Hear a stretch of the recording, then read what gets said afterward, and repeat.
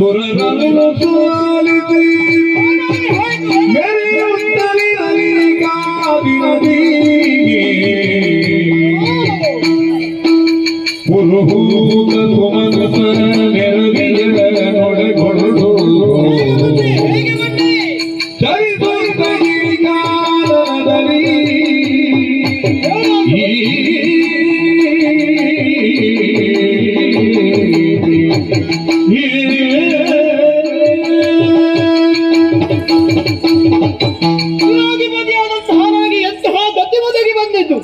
ನಡೆದಂತಹ ಘೋರವಾದ ಯುದ್ಧದಲ್ಲಿ ಸುರರಾದಂತಹ ನಮಗೆ ಸೋಲವಾಗಿ ಹೋಯ್ತಲ್ವೇ, ಇನ್ನೇನು ಮಾಡುವುದು ಮುನ್ನೇನು ನಮ್ಮ ಗತಿಯನ್ನು ಹಾಗೆ ಆಲೋಚಿಸುತ್ತಾ ಇರುವಾಗಲೇ ಅಂದು ತಾಯಿ ಆಡಿದಂತಹ ಮಾತು ನಮಗೆ ಬರುತ್ತಾ ಇದೆ.